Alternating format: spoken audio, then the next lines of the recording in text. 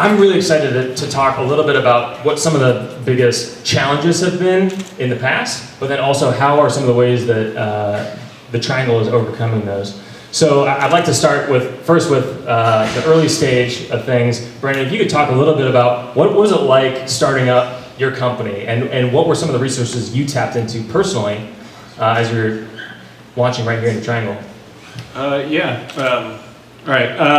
I would say, as anyone in here who's started a company knows, it's really hard. I mean, it's an understatement, right? Like all these things that I didn't know about. Having to find a lawyer to do X, Y, and Z. I thought, you just send in something to the state and hey, I'm a business. That was wrong. I think the first thing that I did was I tried to do what Chris was talking about a minute ago and get involved in a greater network. Something that I love about the area is that I've never been turned down for a mentorship meeting. Like if I'm selling something, I've been turned down plenty. But like people like two of my personal mentors, Scott Wingo or Eric Trowan, both of them were willing to meet with me without knowing anything about me or what I'm doing. And I think that's representative of the entire community here. I also tapped into my peer networks at Duke and UNC. I prefer Duke, but again, yeah. Play favorites here. Yeah, I like to say that I got my MBA at UNC because they were the only school dumb enough to take me. But I'm just kidding. My mom went to UNC. I found my lawyer, again talking about lawyers, through a Duke connection. And so, really reaching out and asking people just for help, not for sales, not for anything like that, just for help. Yeah, and Daisy, you broke into tech through non-traditional education. Can you talk to me a little bit about Code the Dream and what that experience was like for you, writing that first line of code? Yeah, so before I went to Code the Dream, I was a stay-at-home mom, so I like to say I was a professional peanut butter and jelly maker. And I had the idea one day that I wanted to break into tech because I read an article that said people in tech are exceptionally nice and they're welcoming. And you don't need a fancy degree from a university in order to get into this field. And so I said, well, I'm going to get into this field then. And it's been a fantastic experience. All the tech people I meet are super generous, super outgoing, super helpful, and I'm sad to hear that that's emblematic of the Triangle because I feel like that's really what's going to move this entire industry forward, is that when people are really giving forward and really giving of their time and talent. But going back to Code the Dream, so I started writing code there. It's a free program. And then after that, I went to an accelerated boot camp. And then after that, I worked at Duke University, go Duke, for a couple of years as a front-end engineer. So that entire path was 9 months to staying at home with my kids to being a professional software engineer. Now I'm back at Code the Dream as the director of programs, and we're making that path clearer for other people in the program, other people in the Triangle from underrepresented groups, particularly immigrants and refugees who are really looking for a foothold into this tech career. And we rely so heavily on our team of volunteers, and we often get more volunteers than we actually know what to do with. And I think that's just so, really so indicative of this culture that Chris was talking about. The folks at the Triangle are just so helpful, and we're really, really glad to be a part of this community. We couldn't do the work that we do without the community. Can you tell us a little bit about the scale? You mentioned earlier you got a cohort that not just here in the Triangle, but reaches across the country now, right? Yeah, so we have 20 interns in our program right now, and these are paid interns that have finished our classes, and so now they're building apps for local nonprofits. On top of that, we have a class starting on Monday, 45 people across the country that will be part of our first national cohort.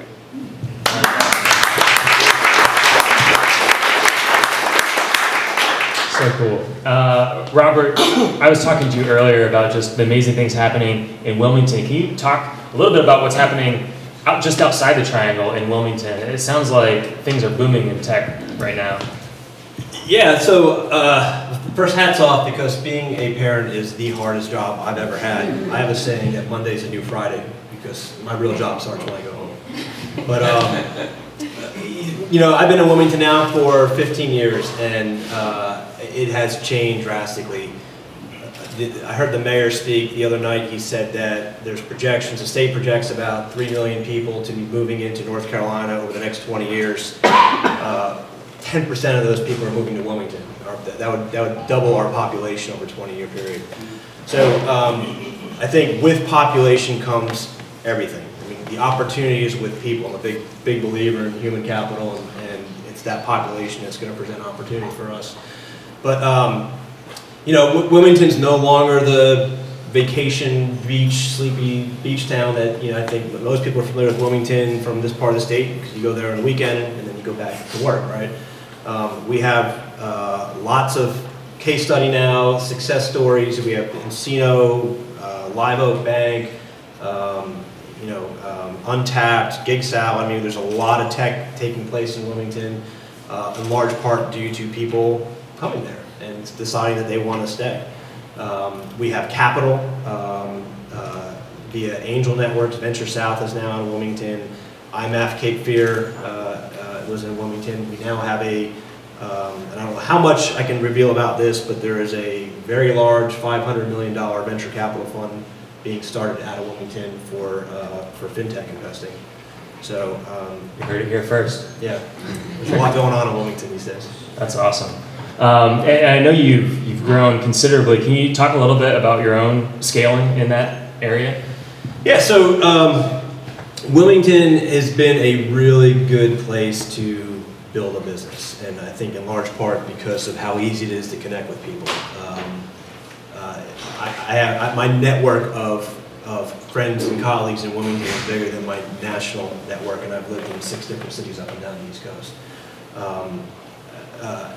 You know, it's just been a very easy place to grow a business. Now, that doesn't mean growing a business is easy, but it has been a very easy place and supportive place to grow a business. One of the things that you mentioned just around the talent side of things, this region is drawing all of this talent, and a big piece of that is these bigger tech companies.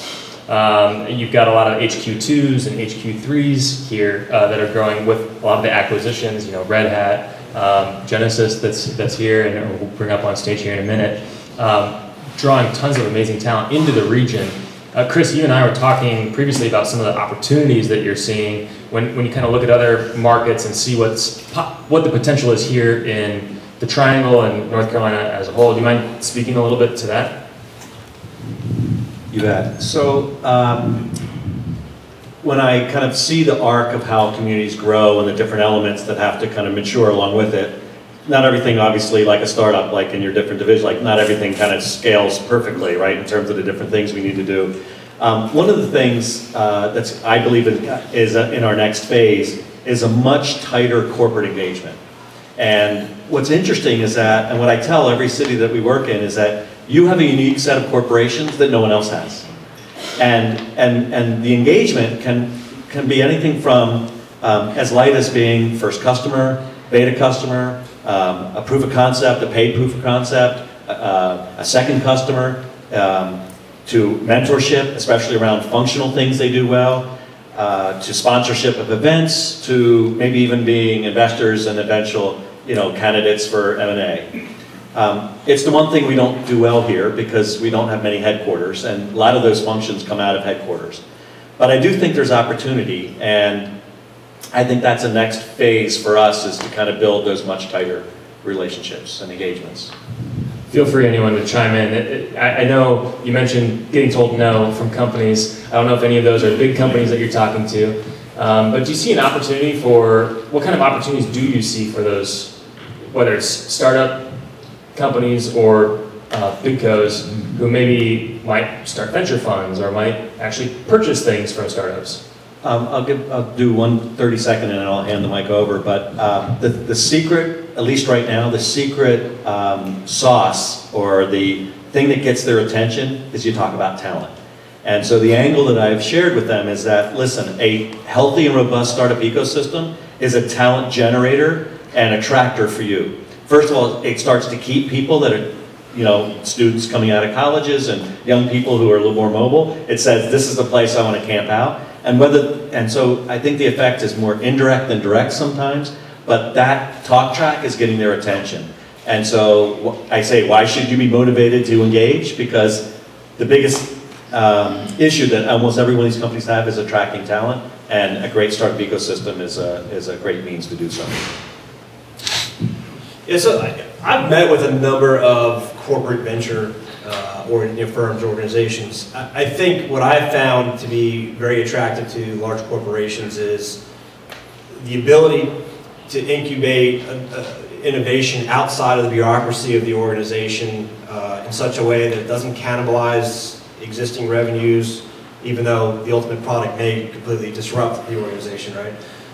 It doesn't. You don't have to navigate the bureaucracy and the committees. A small group of people can react and act quickly. A large corporation simply cannot. So a lot of the corporation venture arms that corporate venture organizations I've talked to, they're looking to see if they can ignite the fire outside the company with the intention of ultimately bringing it in and building a real business around it. Daisy, when you talk to the people who graduate from Code the Dream and are looking to get a job maybe at a big company, or even at a startup, what kind of advice do you have for breaking into tech in your first tech career? Very first tech career. Well, I tell people to be strategic, to be intentional, and to go in with the intention of how can I help? What can I do to serve? And kind of going back to what Chris was saying, that what's really interesting about big companies is that even though they're kind of moving slowly, they really want to be innovative. And what's interesting about the Triangle is that we are purposefully innovative. I think a lot of cities kind of sit back and think that innovation is like being creative, it's like being artistic, it's just something that kind of happens, like lightning strikes. But I've noticed in the Triangle there's a lot of efforts around being methodical, about creating an ecosystem that really innovation can thrive in.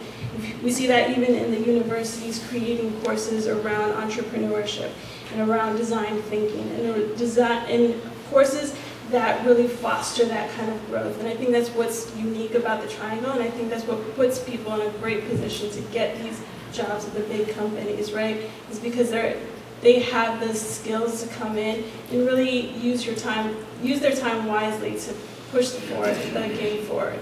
That's great advice. And a little bit different take on the question, Brendan, and this last question for this panel. I'd love to get your advice for someone thinking about starting up in the Triangle area. What's one piece of advice that maybe you wish you had or that served you well when you were starting up? Pay your taxes.